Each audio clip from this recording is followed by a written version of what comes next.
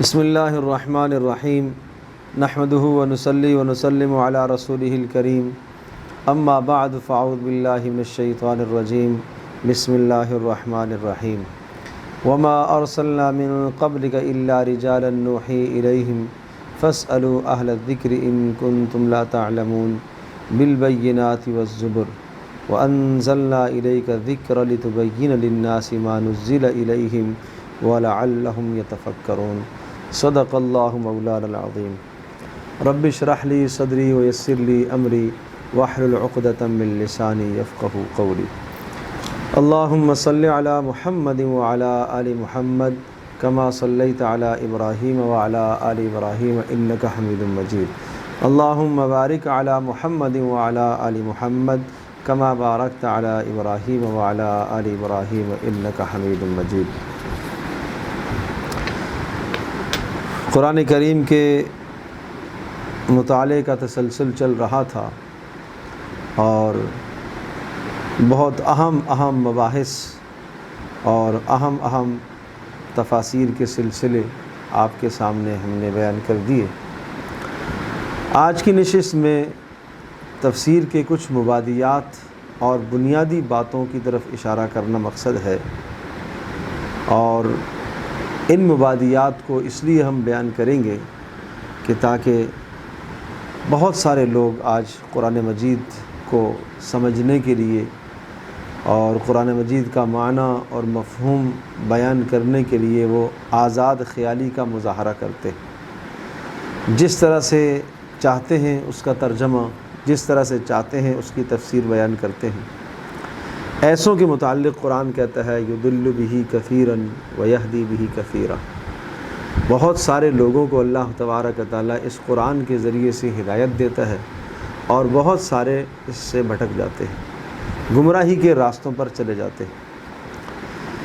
تو اس لیے تفسیر کا معنی بھی جاننا ضروری ہے اور تفسیر کے ماخذ کا جاننا بھی ضروری ہے کہ تفسیر کہاں سے کی جاتی ہے، کیسے کی جاتی ہے، کیا طریقہ کار ہے تفسیر کا۔ تو چنانچہ تفسیر کا معنی لغت میں لکھا ہے فسر یفسر تفسیرا، کھولنا، کسی چیز کی وضاحت کرنا، اور قرآن مجید کی تشریحات کو تفسیر اس لیے کہا جاتا ہے کہ قرآن مجید کی آیات کے اندر جو اجمال ہوتا ہے اس اجمال کو تفصیل کے ساتھ کھول کر بیان کیا جاتا ہے، اور کسی آیت کے دو معنی نکل سکتے ہیں، ان دو معنوں میں سے کسی ایک معنی کو متعین کیا جاتا ہے۔ اسی طرح سے کہیں ناسخ اور منسوخ کا معنی ہوتا ہے کہ سامنے والا آدمی منسوخ نہیں جانتا، ناسخ کو نہیں جانتا، تو وہ دو حکم، دو آیات بظاہر ہمیں ایسے نظر آ رہی ہوتی ہیں کہ دونوں کے بیچ میں تعارض ہے، جبکہ تعارض کوئی نہیں ہوتا۔ اب ان تمام چیزوں کی وضاحت کون کرے گا؟ تفسیر بیان کرنے والا وہ ان تمام مسائل کو جانتا ہو۔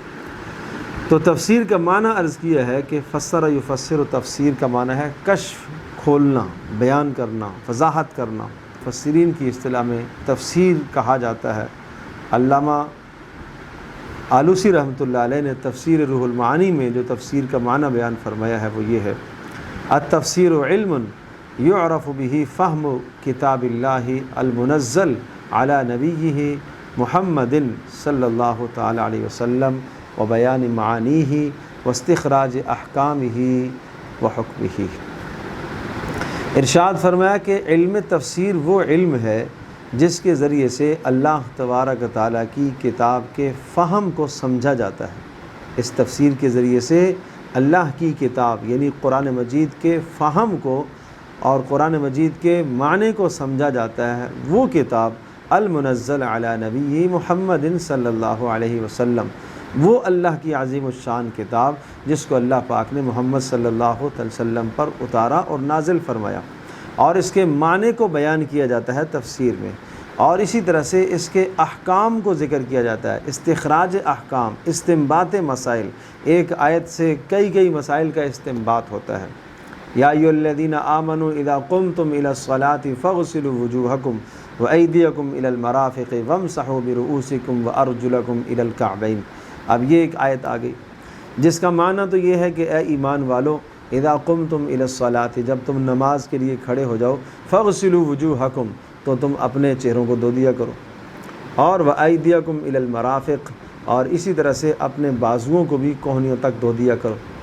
وَامْسَحُوا بِرُؤُوسِكُمْ، اپنے سروں کا مسح کر لیا کرو۔ وَأَرْجُلَكُمْ، اور اپنے پاؤں کو بھی دھو دیا کرو، ٹخنوں سمیت اپنے پاؤں کو بھی دھو دیا کرو۔ اب اس آیت بینہ کا ترجمہ تو یہ ہے جو سادہ سا ترجمہ میں نے آپ کے سامنے کر دیا، لیکن اس سے جو استنباط احکام ہیں، مسائل کا استنباط ہوتا ہے۔ اب ایک لفظ یہاں پر الی الکعبین، الی المرافق، کے بازوؤں کو دھونا ہے مرافق تک، اور مرافق کوہنیوں کو کہا جاتا ہے، مرفق کی جمع ہے، اور اسی طرح سے پیروں کو دھونا ہے ٹخنوں تک۔ اب یہ ٹخنوں تک دھونا ہے تو کیا ٹخنے اس میں شامل ہیں نہیں ہیں، کیا کوہنیاں اس کے اندر شامل ہیں یا نہیں ہیں؟ کہیں یہ لفظ جو آتا ہے یہ شامل کرنے کے لیے آتا ہے، کہیں یہ لفظ آتا ہے شامل نہیں کرتا ہے۔ اتم الصیام الی اللیل، روزے کو پورا کرو رات تک، تو رات تو شامل نہیں ہے روزوں میں۔ ظاہر سی بات ہے کہ روزہ صبح سے لے کر غروب آفتاب تک ہے، رات شامل نہیں ہے اس میں، تو یہاں شامل نہیں ہے۔ اب یہاں جو آیت ہے وضو والی آیت ہے، اس کے اندر تو کوہنی شامل ہے، تو کہاں الا کا ما بعد، لفظ الا کا ما بعد شامل ہوتا ہے، کہاں نہیں ہوتا؟ یہ استنباط مسائل ہے، یہ ہر آدمی کے بس کی بات نہیں ہے، مجھے اس وقت اس کی تفصیل میں نہیں جانا، صرف میں اشارہ کر رہا ہوں۔ اسی طرح سے آیت میں تو یہ بتا دیا کہ جناب یہ چار تم کام کر لیا کرو، اور ترتیب اس میں یہ سمجھائی کہ اذا قمتم الى الصلاۃ فاغسلوا وجوہکم، تم کیا کرو، چہرے کو دھو دیا کرو۔ اچھا، چہرہ دھونے سے پہلے ہاتھ دھوتے ہیں، یہ کہاں چلے گئے؟ کلی کرتے ہیں، یہ کہاں ہے؟ ناک میں پانی ڈالتے ہیں، یہ کہاں ہے؟ یہ استنباط یہ کہاں سے ہوا؟ یہ احکام کہاں سے نکلے؟ ظاہر ہے یہ ساری چیزیں رسول پاک صلی اللہ علیہ وسلم کی سنت مطہرہ سے ثابت ہوئی۔ اب جو کتاب اللہ سے ثابت ہوا وہ فرض قرار پایا، اور جو سنت رسول سے ثابت ہوا وہ سنت قرار پایا۔ لہذا یہ سمجھ میں آیا کہ کتاب اللہ سے جو چیز ثابت ہوئی ہے قرآن سے، چہرے کا دھونا، اگر چہرے کا دھونا کم پڑ گیا، ایک بال خشک رہ گیا تو وضو نہیں ہوگا۔ لیکن پہلے کی جو چیزیں ہیں، ہاتھ کا دھونا ہے، کلی کرنا ہے، ناک میں پانی ڈالنا ہے، اگر وہ امور رہ گئے تو وضو ہو جائے گا۔ اب یہ تقسیم کون کرے گا کہ یہ چیزیں رہ جانے سے وضو ہو جاتا ہے اور ان چیزوں کے رہ جانے سے وضو نہیں ہوتا؟ ظاہر ہے یہ فقہاء کرام ہی کا کام ہے، یہ ان لوگوں کا کام ہے کہ جن کا قرآن اور حدیث کے ساتھ گہرا اشتغال ہو، بہت مضبوط ترین تعلق ہو، یہ ہر آدمی کے بس کی بات نہیں ہے۔ اچھا، اسی طرح سے اس آیت میں ایک بات یہ بھی ہمیں سمجھ میں آتی ہے کہ یہ چار کام کرنے ہیں آپ نے، چہرہ دھونا ہے اور بازوؤں کو کوہنیوں سمیت دھونا ہے، مسح کرنا ہے، پیروں کو دھونا ہے۔ مسح کتنا کرنا ہے؟ چہرے کی حد کہاں سے کہاں تک ہے؟ تو وجوہکم، چہرہ دھو لو، کہاں سے کہاں تک چہرہ دھونا ہے؟ جب آپ مسائل بیان کرتے ہیں تو مسائل بیان کرتے وقت آپ کہتے ہیں کہ چہرے کو آپ نے دھونا ہے سر کے بالوں سے لے کر ٹھوڑی کے نیچے تک، ایک کان کی لو سے دوسرے کان کی لو تک۔ ظاہر سی بات ہے یہ تفصیل قرآن کے اس لفظ کے اندر تو نہیں ہے، تو اس کو کہتے ہیں استنباط مسائل، کہ یہ لفظ وجہ لیا گیا ہے۔ وجہ کس کو کہتے ہیں؟ تو اہل لغت بتاتے ہیں کہ وجوہ کا لفظ آیا ہے اور وجہ چہرے کو کہتے ہیں، اور چہرے کا اطلاق کہاں سے کہاں تک ہوتا ہے؟ وہ سر سے کے بالوں سے لے کر پیشانی سے ٹھوڑی کے نیچے تک، ایک کان کی لو سے دوسرے کان کی لو تک، اس تمام حصے کو وجہ کہا جاتا ہے، لہذا اس سب کا دھونا ہے۔ اسی طرح سے یہ بات بھی سمجھ میں آئی کہ اگر یہ ترتیب ہم نے برقرار نہ رکھی تو سب سے پہلے چہرہ دھونے کا تذکرہ آیا ہے، پھر بازو دھونے کا تذکرہ آیا ہے، پھر مسح کرنے کا تذکرہ آیا ہے، پھر پیر دھونے کا، اگر ترتیب الٹ ہو گئی تو وضو ہوگا کہ نہیں ہوگا؟ تو یہ ہے استنباط مسائل، یہ ہر آدمی کا کام نہیں ہے، پھر یہ اسی شخص کا کام ہے کہ جس کا قرآن و حدیث کے ساتھ بڑا گہرا اشتغال اور تعلق ہوگا، وہی یہ باتیں آپ کو سمجھا سکے گا۔ تو اس لیے استنباط مسائل اور استنباط احکام کے حوالے سے یہ سمجھنے کی ضرورت ہے، جو قرآن مجید میں کہا گیا کہ وَلَقَدْ يَسَّرْنَا الْقُرْآنَ لِلذِّكْرِ فَهَلْ مِن مُدَّكِرٍ، ہم نے قرآن مجید کو بہت آسان کر دیا، کوئی ہے سمجھنے والا؟ تو وہ آسان بئی معنی ہے، تذکیر کے اعتبار سے آسان ہے، وعظ کے اعتبار سے آسان ہے، عبرت حاصل اس سے کی جائے اس اعتبار سے آسان ہے، گزشتہ اقوام کے تذکرے ہیں اس اعتبار سے آسان ہے۔ لیکن جہاں بات آتی ہے احکام کے سمجھانے کی، جہاں بات آتی ہے مسائل کے استنباط کرنے کی، جہاں بات آتی ہے کہ ایک آیت سے کئی مسائل کا استنباط ہوتا ہے، امام رازی رحمۃ اللہ علیہ نے اپنی تفسیر کے شروع میں لکھا ہے کہ انہوں نے ایک مرتبہ کسی جگہ پر یہ کہہ دیا کہ سورۃ الفاتحہ کے اندر 10,000 مسائل میں بیان کر سکتا ہوں۔ تو جنہوں نے یہ بات سنی ان کو یہ بات بڑی عجیب سی لگی کہ سورۃ الفاتحہ کے اندر 10,000 مسائل کیسے نکالیں گے آپ؟ تو یہی بات امام رازی رحمۃ اللہ علیہ کے سامنے یہی سبب بن گیا یہ امر تفسیر لکھنے کا، چنانچہ وہ تفسیر لکھنے بیٹھے تو اعوذ باللہ من الشیطان الرجیم سے انہوں نے 10,000 مسائل کا استنباط کیا۔ تو جس شخص نے 10,000 مسائل کا استنباط کیا صرف تعوذ سے، اعوذ باللہ من الشیطان الرجیم سے، وہ پھر سورۃ الفاتحہ سے کیا مسائل استنباط کرے گا؟ وہ پھر پورے قرآن سے کیسے مسائل استنباط کرے گا؟ اس طرح سے ان لوگوں کی زندگیاں کھپی ہیں۔ امام شافعی رحمۃ اللہ علیہ ارشاد فرماتے ہیں کہ ایک ایک بات کا استنباط کرنے کے لیے، ایک مسئلے کو نکالنے کے لیے مجھے 100 مرتبہ بھی قرآن کا مکمل بالاستیعاب اول تا آخر مطالعہ کرنا پڑھنا پڑا۔ ہمیں تو پورے سال میں ایک بار پڑھنا نصیب نہیں ہوتا۔ فرماتے ہیں ایک مرتبہ ایک مسئلے کو میں استنباط کرنے کے لیے میں نے 400 مرتبہ قرآن کا مطالعہ کیا۔ علامہ ابن تیمیہ رحمۃ اللہ علیہ ارشاد فرمایا کرتے تھے، تاریخ دعوت و عزیمت میں حضرت مولانا ابو الحسن ندوی رحمۃ اللہ نے لکھا ہے، ان کا قول نقل کیا کہ وہ فرماتے تھے کہ جب مجھے کوئی مسئلے کا استنباط کرنا ہوتا ہے، قرآن سے کوئی مسئلہ نکالنا ہوتا ہے، کسی آیت میں پیچیدگی ہو جاتی ہے، مجھے سمجھ میں نہیں آتی، تو میں کسی بیابان میں جاتا ہوں اور جنگل میں جاتا ہوں، ویرانے میں جاتا ہوں جہاں کوئی شور شرابہ نہ ہو، سکون ہو، اور پھر پہلے میں اللہ سے خوب گڑ گڑاتا ہوں، اللہ سے مانگتا ہوں کہ اللہ اس آیت کا معنی اور مفہوم میرے اوپر کھول دے۔ تو تب جا کر اللہ تبارک و تعالیٰ پھر مجھے توفیق عطا فرماتا ہے، پھر مسائل کا کسی مسئلے کا استنباط کرتا ہوں۔ تو یہ ہے استنباط احکام۔ تو لہٰذا یہ سمجھنے کی ضرورت ہے۔ اب آئیے دوسری بحث جو ہم ذکر کرتے ہیں کہ قرآن مجید کی تفسیر کے ماخذ کیا ہیں۔ ہم قرآن کی تفسیر کہاں سے لیں گے؟ کیا اپنی رائے سے کریں گے؟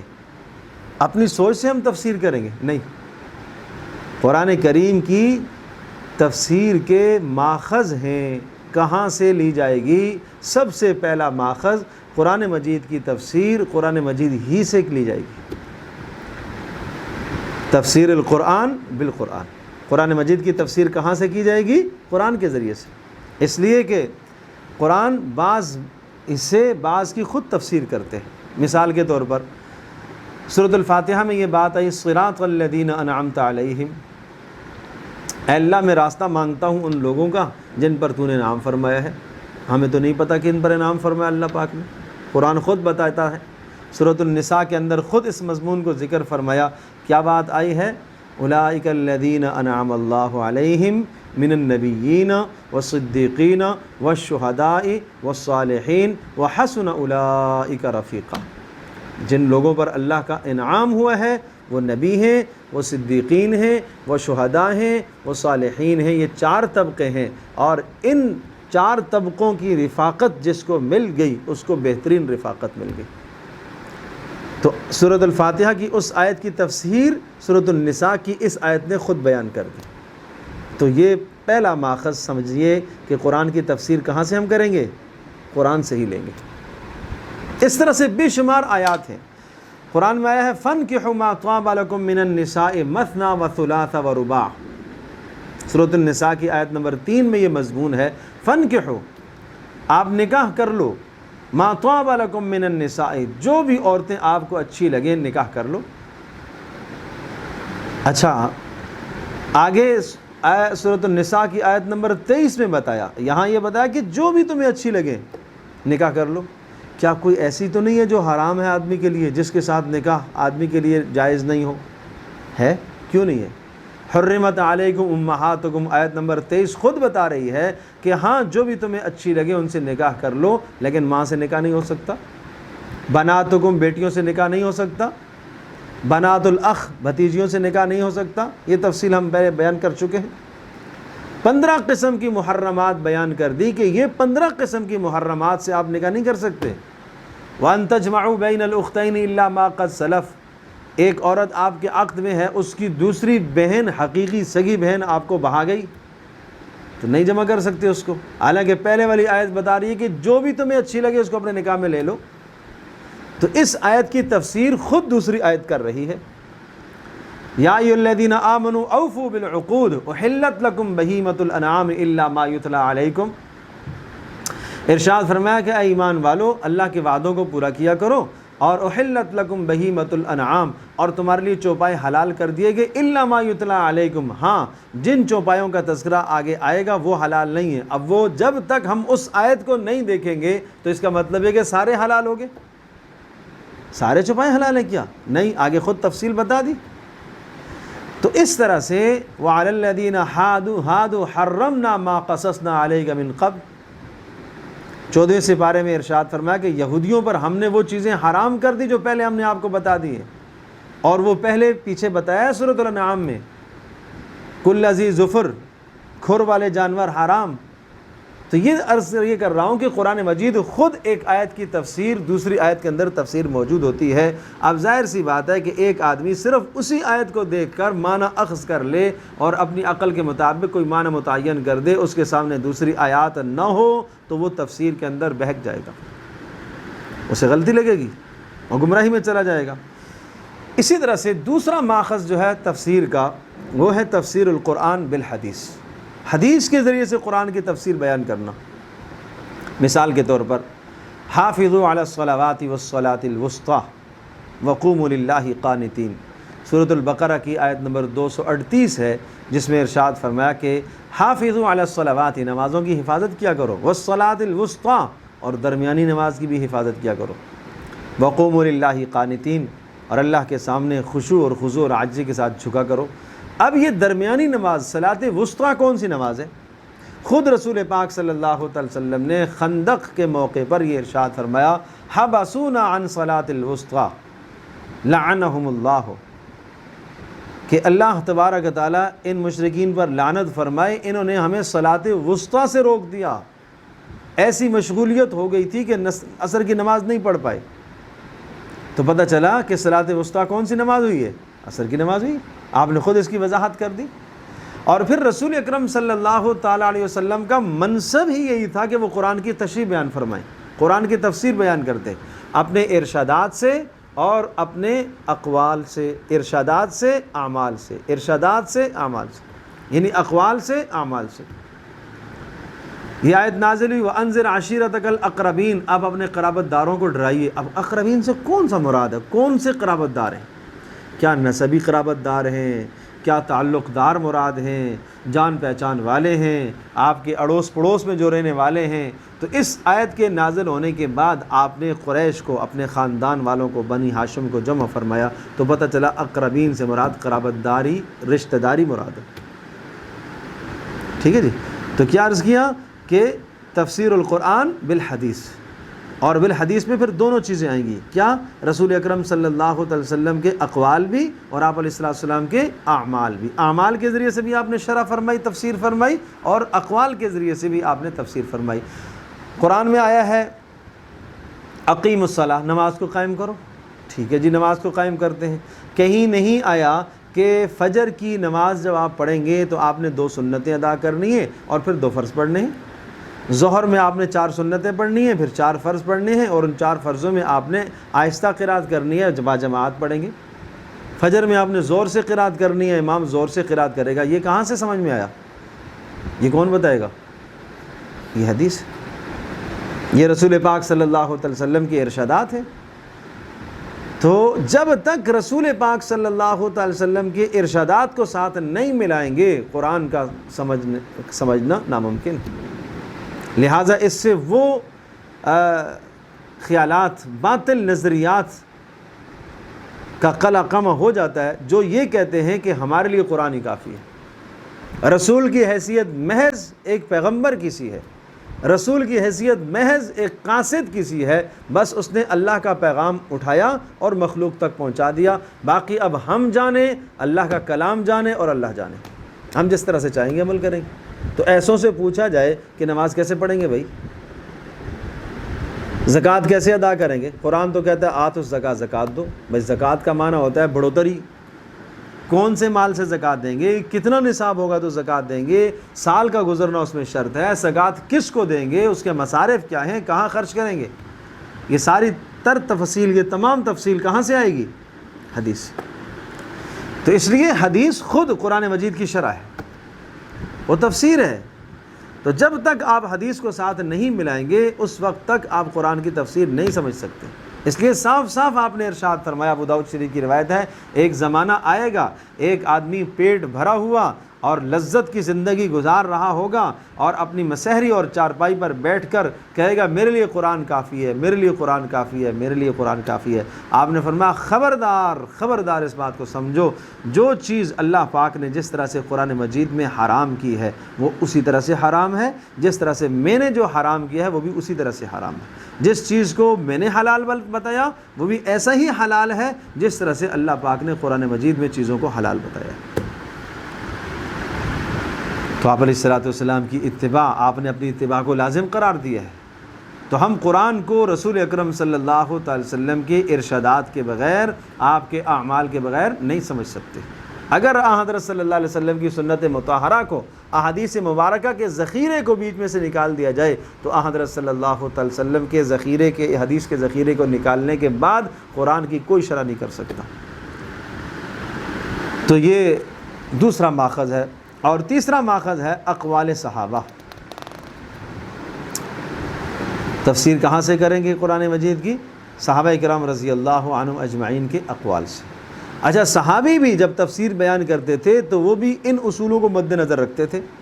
پہلے قرآن میں دیکھتے تھے اس آیت کی تفسیر کہیں قرآن میں ہے، اس آیت کی تفسیر کیا رسول پاک صلی اللہ علیہ وسلم نے کہیں کی ہے، اور اگر قرآن کی تفسیر قرآن سے نہیں ملی، قرآن کی تفسیر حدیث سے نہ ملی تو پھر صحابہ اجتہاد فرماتے تھے۔ جیسا کہ ایک مثال ہے، اذا جاء نصر اللہ والفتح ورأیت الناس يدخلون فی دین اللہ افواجا فسبح بحمد ربک واستغفر انہ کان توابا۔ اب ترجمہ کیا ہے؟ اذا جاء نصر اللہ والفتح، جب اللہ کی مدد آئے اور فتح آئے، مکہ فتح ہو جائے، وَرَأَيْتَ النَّاسَ يَدْخُلُونَ فِي دِينِ اللَّهِ أَفْوَاجًا، اور آپ دیکھیں گے کہ لوگ جوک در جوک اسلام کے اندر داخل ہونا شروع ہو جائیں گے، لہذا فَسَبِّحْ بِحَمْدِ رَبِّكَ وَاسْتَغْفِرْ، آپ اپنے رب کے تسبیح بیان کیجیے اور استغفار کیجیے، اور اللہ تبارک و تعالیٰ توبہ کو قبول کرنے والا ہے۔ اب اس ترجمے کو یا اس مفہوم کو سمجھنے کے بعد کوئی ذہن کے اندر کسی قسم کی خلش نہیں رہ جاتی، بات پوری ہو گئی ہے۔ لیکن سیدنا ابوبکر صدیق رضی اللہ تعالیٰ عنہ سننے کے بعد رونے لگ گئے۔ ان کو اس صورت میں کیا شے نظر آئی؟ پوچھا کہ آپ کیوں رو رہے ہیں؟ تو ارشاد فرمایا مجھے یہ لگ رہا ہے کہ اس صورت میں رسول پاک صلی اللہ علیہ وسلم کے انتقال کی طرف اشارہ کیا گیا۔ تو یہ کیا ہے؟ یہ انہوں نے اپنے اجتہاد سے اس بات کو سمجھا، یہ اجتہاد سے اس بات کو سمجھا انہوں نے۔ اور حضرت عبداللہ ابن عباس رضی اللہ تعالی عنہما سے بھی یہی بات منقول ہے کہ اس میں رسول پاک صلی اللہ علیہ وسلم کی وفات کی طرف اشارہ کیا گیا۔ تو پتہ چلا کہ تیسرا جو ماخذ ہے قرآن مجید کے سمجھنے کا وہ کیا ہے؟ اقوال صحابہ، صحابہ کے اقوال سے۔ اور یہ ایک جگہ نہیں ہے، بے شمار آیات ہیں اس کی جہاں صحابہ کے اقوال سے آپ جو ہے تفسیر سمجھیں گے۔ صحابہ کے اقوال میں حضرت عبداللہ ابن عباس رضی اللہ تعالی عنہما، جن کو ترجمان القرآن کہا جاتا تھا، عبداللہ ابن مسعود رضی اللہ تعالیٰ عنہ خود فرماتے تھے نعم ترجمان القرآن، کہ کیا ہی شاندار قرآن کی تفسیر بیان کرتے ہیں۔ کون؟ عبداللہ ابن عباس رضی اللہ تعالیٰ عنہ۔ اور عبداللہ ابن عباس رضی اللہ تعالیٰ عنہما وہ ہیں جن کو رسول پاک صلی اللہ علیہ وسلم نے دعا دی تھی، اللہم علمہ الکتاب، اے اللہ اس کو قرآن کا علم عطا فرما، اس کو کتاب کا علم عطا فرما۔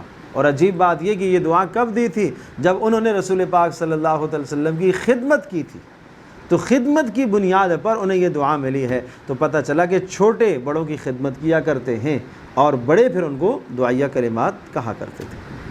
اور یہ اس وقت کی بات ہے، میں مختصراً وہ قصہ بھی عرض کر دیتا ہوں۔ 9 سال کی عمر میں تھے عبداللہ، تو یہ مکہ سے مدینہ آئے تھے حضرت صلی اللہ علیہ وسلم کی خدمت میں، اور فرماتے ہیں کہ مجھے اتنا شوق تھا کہ میں دیکھوں آپ علیہ السلام کی رات کی زندگی کیا ہے، آپ رات میں کیا کرتے ہیں۔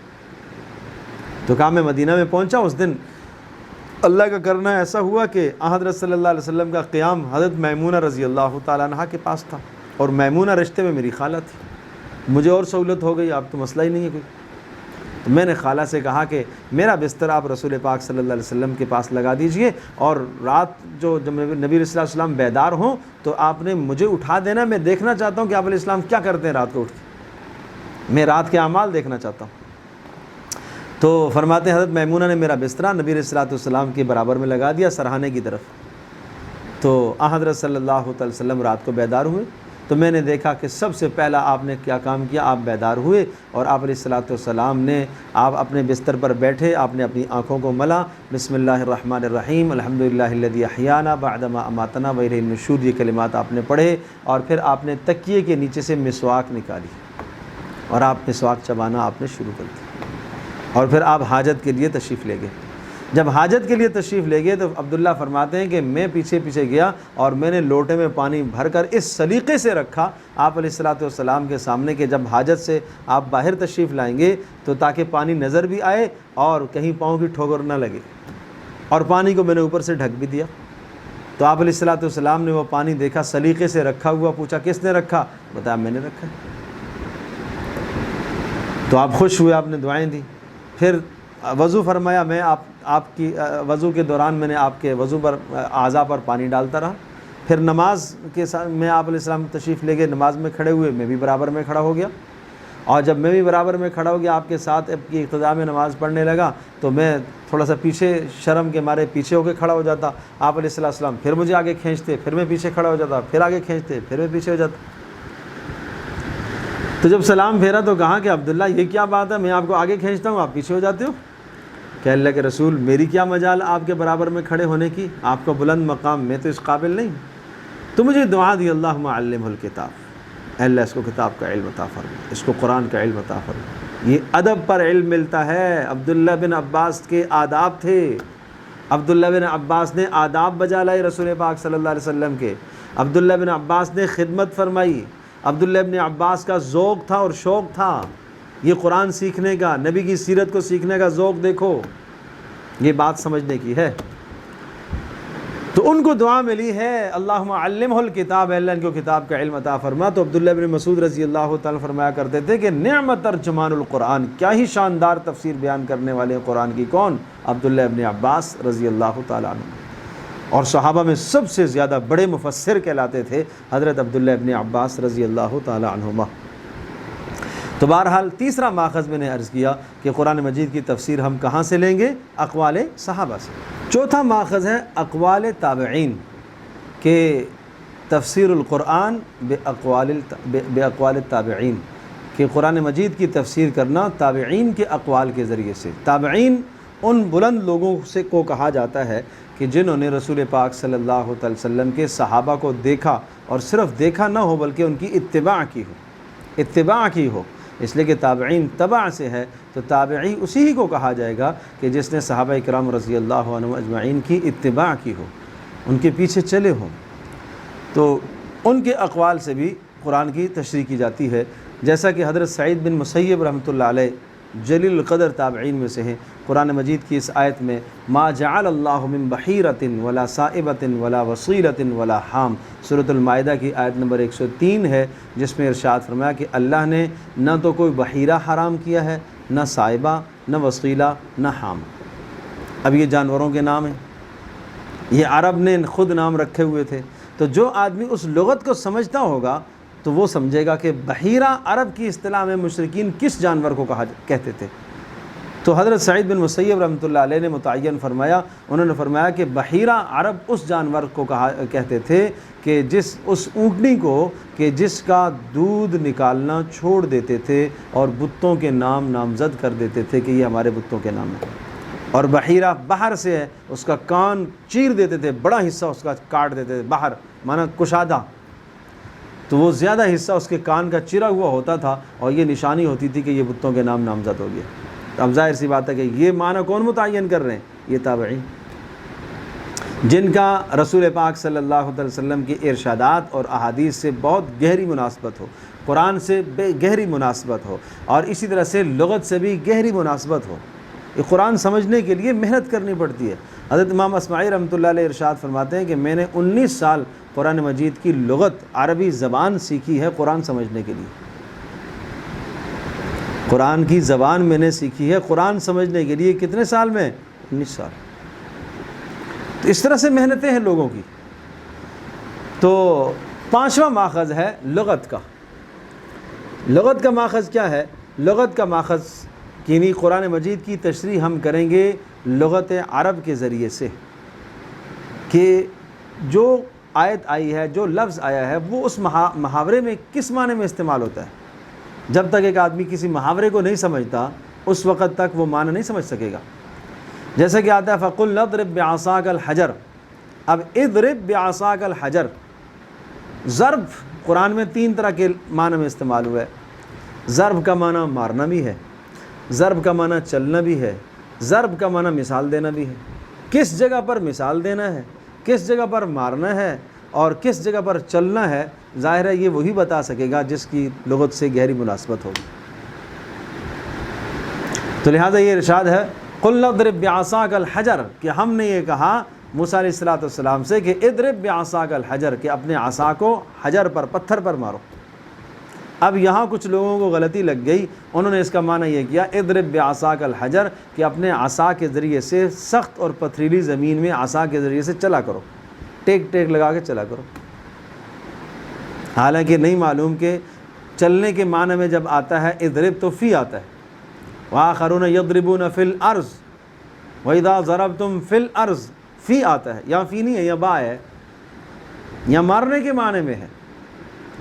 تو یہ معنی بھی لغت کے ذریعے سے متعین کیے جاتے ہیں، ورنہ بہت قوی امکان ہے بہک جانے کا، اپنی طرف سے مراد متعین کرنے کا، جس سے گمراہی کے راستے ہموار ہو جاتے ہیں۔ اور چھٹا ماخذ ہے عقل سلیم، عقل کے ذریعے سے، اجتہاد کے ذریعے سے، عقل کے ذریعے سے۔ لیکن یاد رکھیے گا عقل کے ذریعے سے قرآن کی تشریح وہی کر سکے گا جس کی عقل سلیم ہو۔ عقل کیا ہو؟ سلیم ہو، شرک سے پاک ہو، کفر سے پاک ہو، نفاق سے پاک ہو، خواہشات نفسانیہ سے اس کی عقل پاک ہو، اس کی عقل میں، اس کے دل اور دماغ میں اللہ کی محبت ہو، آخرت کی فکر ہو، وہ عقل سلیم کہلائے گی۔ خواہشات نفسانیہ سے جو عقل بھری ہوئی ہے، جو مادہ پرست عقل ہے، وہ تو اپنی مرضی کے مطابق تشریح کرے گی، وہ تو جناب پھر یورپ سے جو اسے اشارے ملیں گے ان اشاروں کے مطابق وہ تشریح کرے گی۔ جو علماء کے پاس بیٹھا ہوا ہو، نیک لوگوں کے پاس بیٹھا ہوا ہو اور وہاں سے سمجھ بوجھ اس نے حاصل کی ہو، اچھی صحبت میں رہا ہو، یہ عقل سلیم ہے۔ اس کی میں ایک مثال عرض کرتا ہوں۔ حضرت عبداللہ ابن عباس رضی اللہ تعالی عنہما ارشاد فرماتے ہیں، قرآن مجید کی یہ آیت ہے، فَلَمَّا نَسُوا مَا ذُكِّرُوا بِهِ أَنجَيْنَا الَّذِينَ يَنْهَوْنَ عَنِ السُّوءِ وَأَخَذْنَا الَّذِينَ ظَلَمُوا بِعَذَابٍ بَئِيسٍ بِمَا كَانُوا يَفْسُقُونَ۔ یہ اس وقت کی بات ہے کہ بنی اسرائیل کا وہ طبقہ کہ جن کو اللہ تبارک تعالیٰ نے ہفتے والے دن شکار کرنے سے روکا تھا، مچھلی کا شکار نہیں کرنا، اصحاب السبت، لیکن انہوں نے شکار کرنا شروع کیا۔ جب وہ شکاری بن گئے تو وہاں 3 طبقے ہو گئے۔ ایک طبقہ وہ تھا جو شکاری تھا، شکار کرتے تھے۔ دوسرا طبقہ وہ تھا جو روکتے تھے، نہ کرو یہ مستیاں، اچھی چیز نہیں ہے، اللہ کا حکم ہے، نہ کرو۔ تیسرا ساکت، خاموش تھا، وہ چپ رہتے تھے، کچھ بھی نہیں کہتے تھے۔ تو آپس میں یہ ان کی بحث مباحثہ ہوتا، اور جو چپ رہتے تھے وہ پوچھتے تھے کہ جناب کیوں تم ان کو نصیحت کرتے ہو، کیوں ان کو سمجھاتے ہو، کیا مقصد ہے سمجھانا کا؟ قالوا معذرۃ الی ربکم ولعلہم یتقون، یہ جواب دیتے تھے ہم اس لیے کرتے ہیں تاکہ اللہ تبارک تعالیٰ کی قیامت کے دن ہمارا عذر ہو کہ اللہ میں نے سمجھایا تھا، اور شاید یہ سمجھ جائیں۔ تو اب بات یہ آئی فلما نسوا ما ذکروا بہ، قرآن کہتا ہے فلما نسوا، جب وہ بھول گئے، ما ذکروا بہ، جن تمام چیزوں کے ذریعے سے ان کو نصیحت کی گئی، تو انجینا الذین ینہون عن السوء، تو ہم نے ان لوگوں کو نجات دے دی۔ کن لوگوں کو؟ ینہون عن السوء، جو روکتے تھے، واخذنا الذین ظلموا بعذاب بئیس، اور جنہوں نے ظلم کیا شکار کر کے ان کو ہم نے پکڑ لیا، ان کو پکڑا۔ اب رہ گیا تیسرا، اس کا تو نام ہی نہیں آیا، جو چپ تھے ان کے بارے میں کچھ بھی نہیں ہے۔ تو عبداللہ ابن عباس رضی اللہ تعالیٰ عنہما ارشاد فرمانے لگے کہ مجھے نہیں معلوم کہ تیسرے طبقے کے بارے میں کیا ہوا، کیا ان کو نجات ملی یا ہلاک ہوئے، ان کو نجات ملی یا ہلاک ہوئے۔ تو علقمہ رحمۃ اللہ علیہ، جو عبداللہ ابن عباس رضی اللہ تعالیٰ عنہما کے جلیل القدر شاگرد تھے، انہوں نے کہا کہ مجھے لگتا ہے کہ وہ بھی بچ گئے، میرا وجدان کہتا ہے کہ وہ بچ گئے۔ کیوں بچ گئے؟ کہا اس لیے کہ جن لوگوں نے اچھا کام کیا اور روکا، اللہ نے ان کا تذکرہ کیا، انجینا الذین ینہون عن السوء، ان کو ہم نے نجات دے دی جو روکتے رہے، اور جنہوں نے بدترین کام کیا، شکار کیا، ان کے عذاب کا تذکرہ ہو گیا کہ ہم نے ان کو عذاب دیا، اور باقی ان کا تذکرہ ہی نہیں ہے، اور چونکہ ان کا تذکرہ اس لیے نہیں کیا کہ کوئی قابل ذکر عمل ان کا تھا نہیں، تو متبادر الی الفہم یہی بات سمجھ میں آتی ہے کہ اللہ پاک نے ان کو بھی نجات دے دی۔ اللہ پاک کی رحمت کا تقاضا ہے کہ اللہ پاک مہربان ہے، اللہ نے ان کو بھی بچا لیا۔ تو اس طرح سے یہ ہے عقل سلیم، عقل سلیم کے ذریعے سے قرآن مجید کی تشریح کرنا۔ لیکن بہرحال اس بات کو بھی سمجھنے کی ضرورت ہے۔ اب بات آئی عقل سلیم کی، تو یہاں میں وہ احادیث بھی نقل کرتا ہوں۔ حضرت صلی اللہ علیہ وسلم نے ارشاد فرمایا، من قال فی القرآن من قال فی کتاب اللہ برأیہ، جس شخص نے اللہ کی کتاب میں اپنی رائے کے مطابق کوئی بات کہی، فاصاب فقد اخطا، اگر اس نے درست بھی کہا جب بھی اس نے غلط کیا۔ ابو داؤد شریف کی روایت ہے کتاب العلم میں، کیا ارشاد فرمایا، جس نے کتاب اللہ میں کوئی اپنی رائے قائم کر کے کوئی بات کہی، کوئی تفسیر بیان کر دی، فرمایا اگر اس نے ٹھیک بھی کی ہے تو تب بھی اس نے غلط کیا۔ یہ کیوں؟ ایک 4 6 10 آدمیوں کو آپ کہتے ہیں کہ بھائی وہ فلاں جو گھر ہے بس اس گھر میں آپ پہنچیں، میں بھی آ رہا ہوں، دوڑے بھاگے، مقصد کیا ہے؟ اس گھر میں پہنچنا ہے۔ اب وہاں گھر میں پہنچے تو دروازہ بند ہے باہر سے، تو ایک طریقہ کار یہ ہے کہ ہم انتظار کریں، ہم دروازے میں دستک دی، کچھ لوگوں نے دروازے پر دستک دی اور دروازہ کھول دیا گیا اور اندر داخل ہوئے، اور کچھ نے دستک نہیں دی، وہ دیوار پھلانگ کر اندر داخل ہو گئی۔ مقصد تو انہوں نے پورا کر لیا نا، گھر میں داخل ہونا، لیکن کیا کہا جائے گا؟ یہ غلط کیا نا، طریقہ غلط اختیار کیا۔ مقصد تو حاصل کیا ہے لیکن طریقہ غلط اختیار کیا۔ بالکل اسی طرح سے رسول پاک صلی اللہ علیہ وسلم نے بھی یہی سمجھایا ہے کہ مقصد تک یہ پہنچ گیا ہے، ٹھیک اس نے مقصد تک رسائی کر لی ہے، لیکن طریقہ اس نے غلط کر دیا ہے۔ کیوں غلط کر دیا ہے؟ کہ اس لیے کہ اس کا اگر دروازہ کھول دیا جائے تو یہ آج تو اس نے صحیح منزل تک پہنچ گیا ہے، کل بھٹک سکتا ہے، جیسے وہ دیوار سے گر سکتا ہے، کوئی بھی حادثہ پیش آ سکتا ہے، غیر اخلاقی حرکت ہے۔ بالکل اسی طرح سے یہاں پر بھی ہو سکتا ہے کہ ٹھیک ہے یہ منزل تک پہنچ گیا ہے، لیکن احتمال ہے کہ کل پھر یہ نقصان اٹھائے، یہ بھٹک جائے۔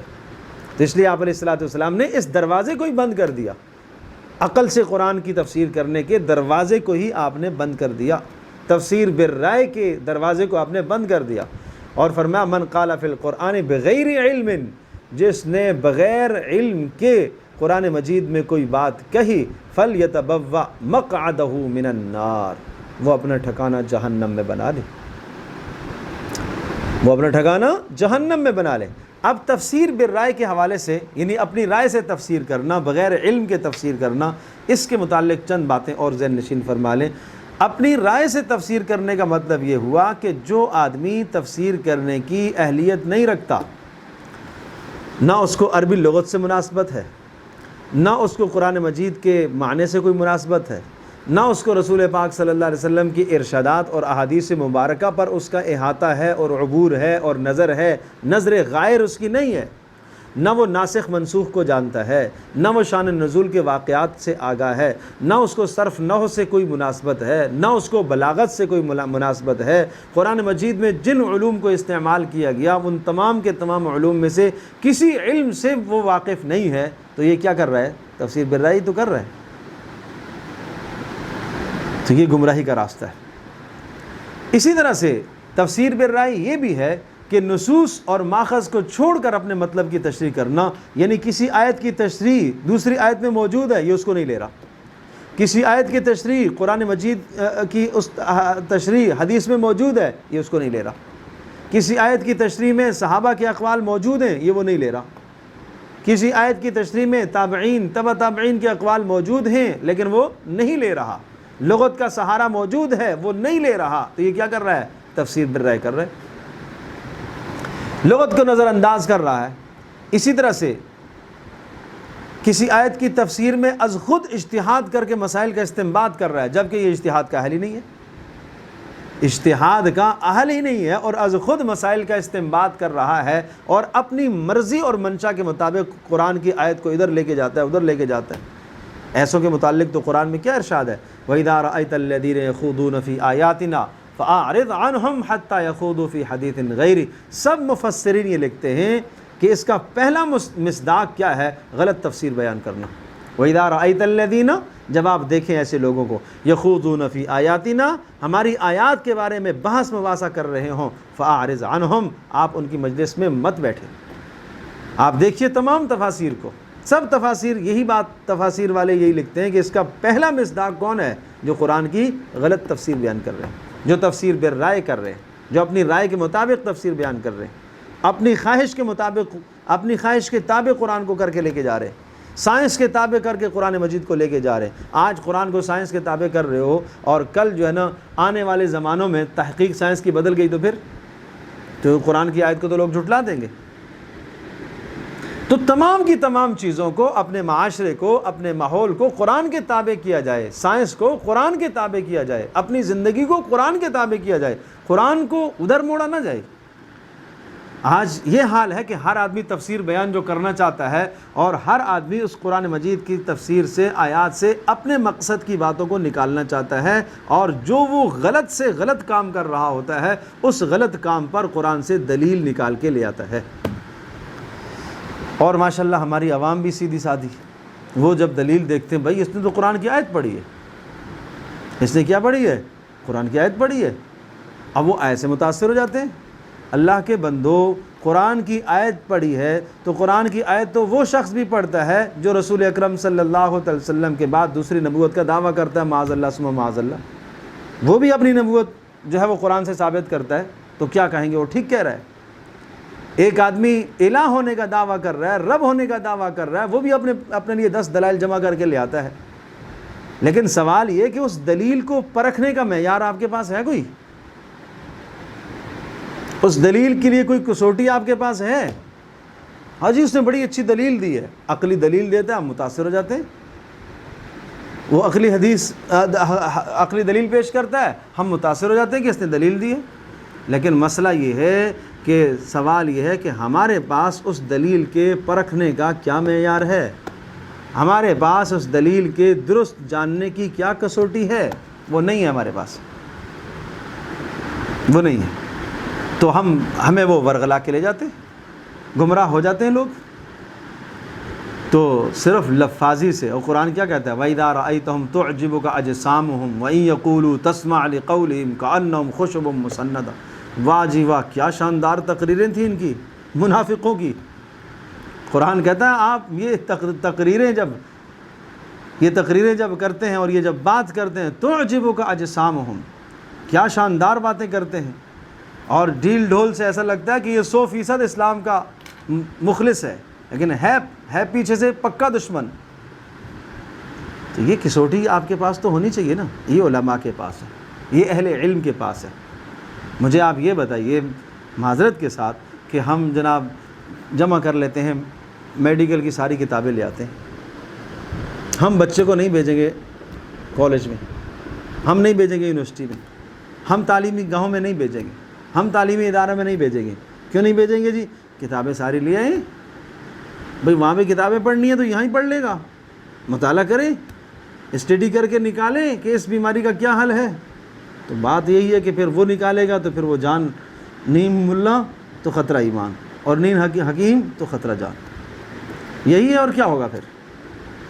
افسوس کی بات یہ ہے کہ دنیا کے اندر ہم یہ نہیں سمجھتے، وہاں ہم پڑھنا ضروری سمجھتے ہیں، ڈاکٹر بننے کے لیے ہم تعلیمی اداروں میں ماہروں کے پاس جانا ضروری سمجھتے ہیں، انجینئر بننے کے لیے ماہروں کے پاس جانا ضروری سمجھتے ہیں، لائر بننے کے لیے ماہرین کے پاس جانا ضروری سمجھتے ہیں۔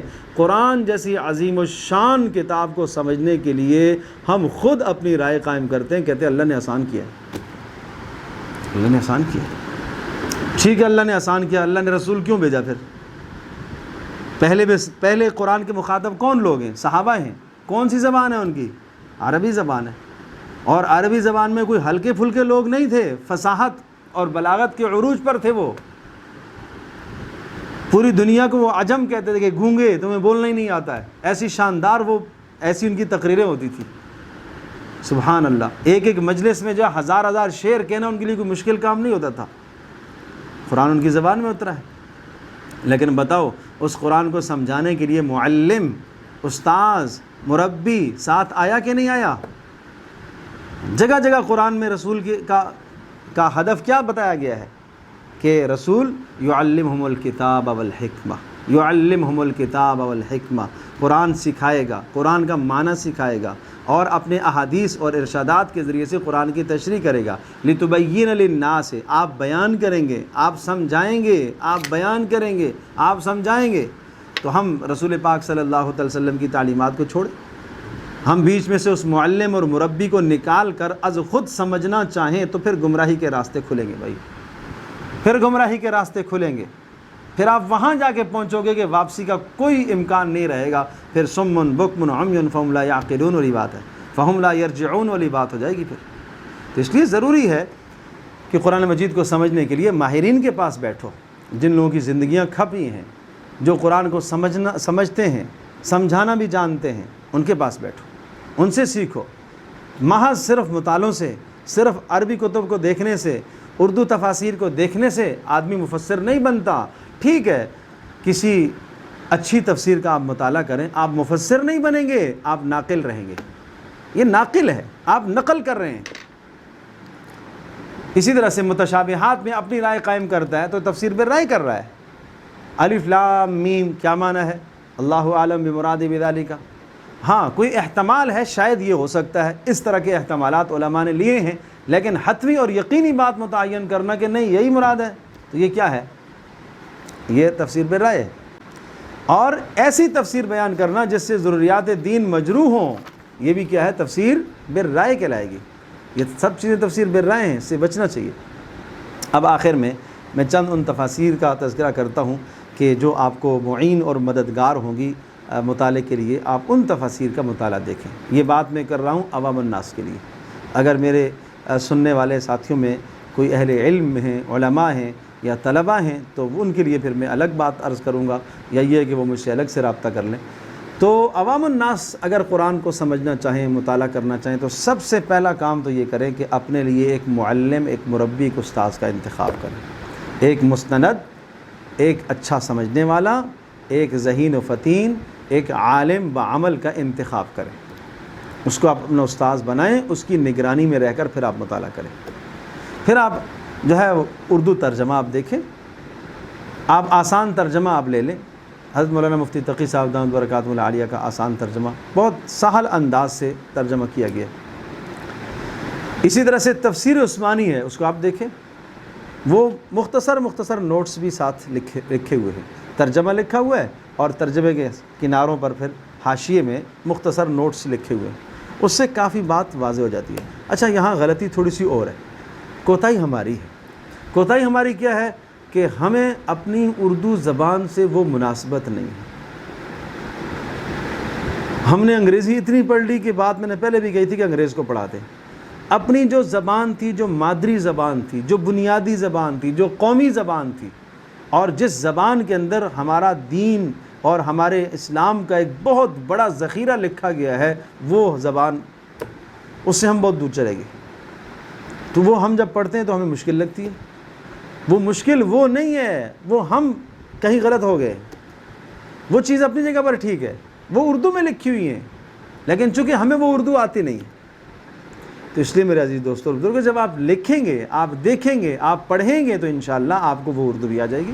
تو لہٰذا اردو زبان میں سمجھنے کی کوشش کریں۔ علم کا ایک بہت بڑا ذخیرہ اردو زبان کے اندر موجود ہے، اور یہ بات میں پہلے بھی عرض کر چکا ہوں کہ ہماری اردو زبان کے اندر الفاظ کا چناؤ زیادہ تر عربی سے ہے، یعنی یوں سمجھیے کہ 60% الفاظ وہ ہیں جو عربی زبان سے لیے گئے ہیں۔ تو اگر آپ یوں کہیں کہ یہ ایک ہماری مذہبی زبان ہے، ایک دینی زبان ہے، تو یہ بات بے جا نہ ہوگی۔ آپ جب کسی آدمی کو اپنے گھر میں تشریف بلاتے ہیں تو آپ کیا کہتے ہیں؟ تشریف رکھیں۔ تو تشریف کا لفظ کہاں سے ہے؟ عربی کا لفظ ہے۔ مزاج گرامی، مزاج عربی۔ کھانا تناول فرمائیں گے، تناول کیا ہے؟ عربی۔ آپ کی صحت کیسی ہے؟ صحت کون سا لفظ ہے؟ عربی۔ تو یہ کیا ہے؟ یہ سب میں آپ کی اعادت کے لیے حاضر ہوا ہوں۔ اعادت کیا ہے؟ عربی زبان۔ حاضر عربی کا لفظ۔ تو روزمرہ میں کتنے الفاظ ایسے ہیں جو عربی زبان کے ہماری اردو زبان کے اندر موجود ہیں، لیکن تھوڑے سے غور کرنے کی بات ہے، قرآن کا سمجھنا آسان ہو جائے گا آپ کے لیے۔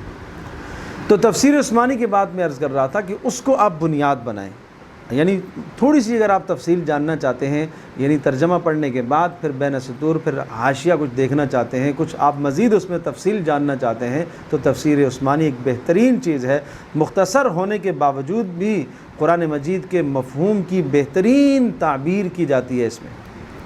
اور حضرت مولانا شبیر عثمانی رحمۃ اللہ علیہ نے، اللہ پاک غریق رحمت فرمائے، بڑی محنت سے اس پر کام کیا ہے، اور اسی طرح سے باہمی آیات کا باہمی ربط بھی اس طرح سے ہے کہ کسی قسم کی کوئی کمی اس میں محسوس نہیں ہوتی، اور مختلف آیات میں جہاں تعارض نظر آتا ہے، آپ تفسیر عثمانی کے مطالعے کے بعد آپ اندازہ کریں گے کسی قسم کا کوئی تعارض نظر نہیں آئے گا۔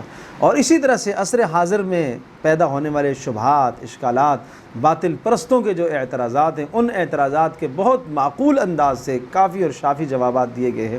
اور اسی طرح سے کسی جگہ پر اگر کسی آیت کے ضمن میں ایک سے زائد تفسیریں کی گئی ہیں تو ان میں سے جو راجح قول ہے اس راجح قول کو وہ ذکر کرتے ہیں، اور اہل علم اور علماء کے لیے بھی بعض جگہ پر ایسے لطیف اشارات کر دیتے ہیں۔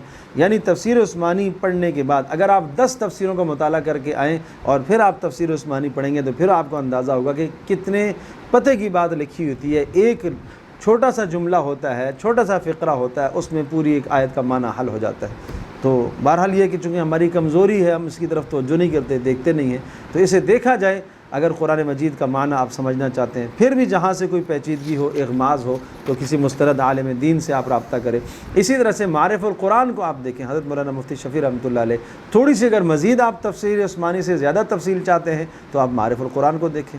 معارف القرآن کا جو ترجمہ ہے وہ ترجمہ وہی تفسیر عثمانی والا ہی ترجمہ ہے۔ خلاصہ تفسیر حضرت مولانا اشرف علی تھانوی رحمۃ اللہ علیہ کا، معارف اور مسائل حضرت مولانا مفتی شفیع رحمۃ اللہ علیہ نے خود آگے اضافہ جو فرمایا وہ معارف اور مسائل، اور وہ بھی بہت اہم چیز ہے اور کافی اور شافی ہے آدمی کے سمجھنے کے لیے۔ لیکن بات عرض کر رہا ہوں کہ کسی عالم کی نگرانی میں رہ کر، اسی طرح سے انوار البیان حضرت مولانا مفتی عاشق الہی رحمۃ اللہ علیہ کی یہ تفسیر، یہ بھی بہت سہل تفسیر ہے اردو زبان کے اندر۔ تو ان تفاسیر کو آپ اپنے مطالعے میں رکھیں اور مستند علماء سے آپ پوچھیں تو انشاءاللہ بہت نفع ہوگا۔ کل انشاءاللہ تعالیٰ اللہ پاک نے چاہا تو انشاءاللہ ہماری اس سلسلے کی آخری انشاءاللہ کلاس ہوگی، اور اس میں انشاءاللہ اختتامی دعا بھی ہوگی اور سوالات اور جوابات بھی ہوں گے۔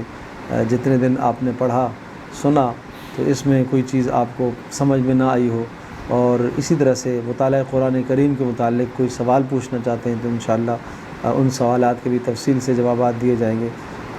اور ایک درخواست اسی طرح سے یہ بھی ہے کہ جس طرح سے باقی میں نے تفسیریں عرض کی ہیں کہ آپ ان کا مطالعہ کریں، تو ہمارا ایک خلاصہ مضامین قرآن ایک کتاب ہماری مرتب ہے، جو رمضان المبارک کے دروس، نماز تراویح کے بعد دیے گئے دروس کا وہ خلاصہ مرتب کیا گیا ہے۔ اس میں ایک ایک رکوع کا خلاصہ ہے، تو میں آپ سے یہ بھی درخواست کروں گا کہ آپ اس کا بھی مطالعہ فرمائیں انشاءاللہ۔ کیا ہی اچھی بات ہو کہ روزانہ اگر آپ قرآن کا ایک ایک رکوع سمجھنا چاہیں تو وہ بھی بہترین معین اور مددگار ہے آپ کے لیے۔